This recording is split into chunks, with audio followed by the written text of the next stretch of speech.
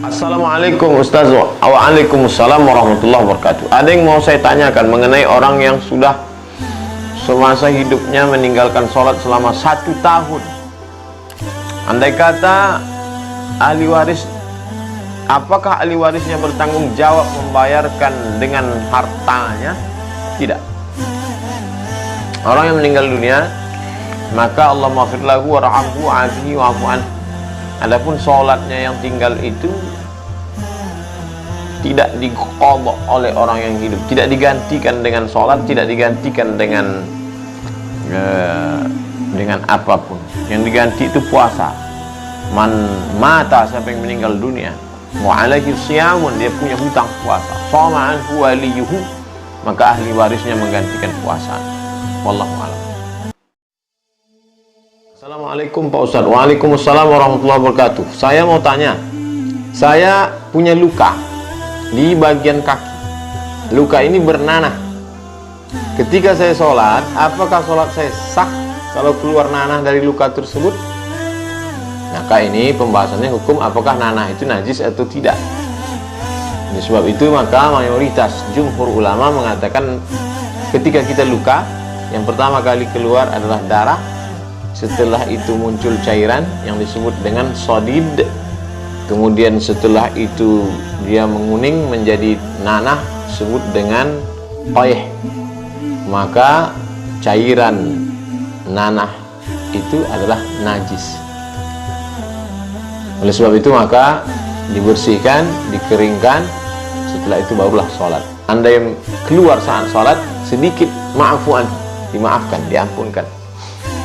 Kalau ada ustadz yang mengatakan cairan dan nanah itu tidak najis, maka dia mengambil pendapat Imam Ibnu Taimiyah. Adapun mayoritas jumhur ulama mengatakan bahwa cairan nanah yang keluar itu adalah najis. Kalau terkena ke kain, maka mesti dicuci, dibersihkan. Dalil ulama, a'udzubillahi minasyaitonirrajim, wa yuharrimu 'alaihimul khaba'its, diharamkan kepada mereka, bagi mereka yang menjijikkan. Karena nanah cairan itu menjijikkan. Wallahu a'lam. Assalamualaikum Ustaz Abdul Somad. Waalaikumsalam warahmatullahi wabarakatuh. Apakah wajar kita kesal kalau misalkan ada orang sebut kita fanatik, padahal hanya bermaksud menyebarkan kebenaran dan bukti kebenaran? Kita menyebarkan kebenaran, lalu orang menuduh kita fanatik. Kita memakai hijab di tengah orang yang tidak mau pakai hijab, kita disuruh fanatik. Kita tidak mau pacaran di tengah komunitas anak muda gaul, dituduh fanatik, ekstrim, terlalu beragama, macam-macam. Oleh sebab itu maka kenali kebenaran yang menjadi standar itu kebenaran. Kenali bahwa 1 meter itu adalah 100 cm, sehingga seluruh orang berkata bahwa yang 99 ini 1 meter. Tidak, ada standar kebenaran. Kalau sudah pegang standar itu, berpeganglah. Benar kata Allah, benar kata Rasulullah, benar kepada kata kiai, alim ulama, guru, syekh, maka peganglah kebenaran itu. Nanti sampai masanya di akhir zaman, orang-orang beriman itu kalmasi alal jamri, seperti orang yang memegang bara api, terbakar tangannya.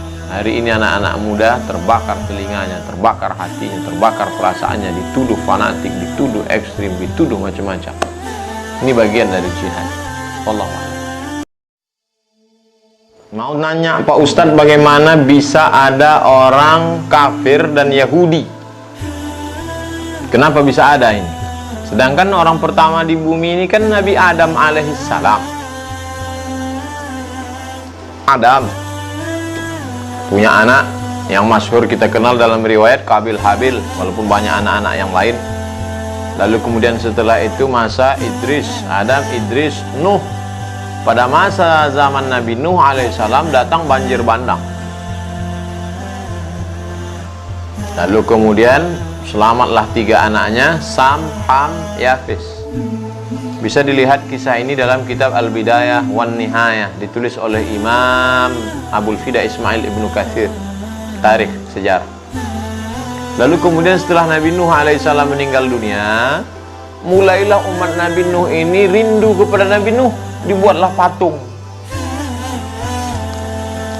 Patung anak cucu Nabi Nuh itu menjadi orang-orang soleh, orang-orang baik, namanya Wad, Suwa, Ya'uth, Ya'uq. Lalu kemudian mereka rindu kepada Wad, Suwa, Ya'uth, Ya'uq. Ini dibuatlah patungnya. Belum acara sembah menyembah, tak ada nyembah, hanya sekedar rindu saja. Generasi pertama, generasi kedua mulai meminta, generasi ketiga mulai menyembah. Inilah awal muncul kekafiran. Begitu ajaran Nabi yang lama itu hilang, datang Nabi yang baru menghidupkan lagi. Rasul diutus Allah Subhanahu wa taala menghidupkan akidah la ilaha illallah. Kemudian Nuh Rasulullah, la ilaha illallah. Ibrahim Rasulullah, la ilaha illallah. Musa Rasulullah. Nah, inilah asal usul kekufuran muncul. Lalu Yahudi ini datangnya dari mana? Nabi Ibrahim alaihissalam punya anak namanya Ishak. Ishak punya anak namanya Yakub. Yakub punya nama satu lagi, nama Yakub adalah Israel. Maka cucu cicit anak keturunan Yakub disebut dengan Bani Israel. Lalu kemudian Yakub punya anak namanya Yusuf. Yusuf punya saudara laki-laki namanya Yahuza. Cucu cicit keturunan Yahuza disebut dengan Yahudi. Maka setiap Yahudi adalah Israel. Setiap Israel adalah Yahudi, tapi tidak setiap Yahudi adalah Israel. Inilah asal usul keturunan. Wallah. Ustaz Abdul Somad, saya mau tanya, apa hukumnya jika punya proyek ini pembangunan rumah ibadah non-muslim? Halalkah upah yang saya terima dari pembangunan tersebut? Dan bagaimana jika saya dapat proyek buat rumah tinggal yang bukan dari Islam? Kita boleh berhubungan interaksi sosial dengan non-muslim. La yanhakumullahu 'anil ladzina lam yuqatilukum fid din. Kalau mereka tidak memerangi kamu dalam masalah agama, walam yukhrijukum min diyarikum, tidak mengusir kamu dari kampung halaman kamu, antabarruhum, kamu boleh berbuat baik, wa tuqsitu ilaihim, bersikap adil kepada mereka. Dalam masalah hubungan sosial, hubungan masalah proyek, hubungan masalah perumahan, jembatan. Tapi kalau sudah terkait dalam masalah ibadah, fasilitas ibadah, wala ana 'abidu ma'abattum wala antum 'abiduna ma'abud lakum dinukum waliyadin. Kita mencari rezeki ini mau berkah, mau baik, untuk makan, untuk menjadi darah daging. Jangan sampai kita mengambil makanan haram. Berikan kepada saudara-saudara kita untuk urusan ibadah mereka. Wallahu a'lam.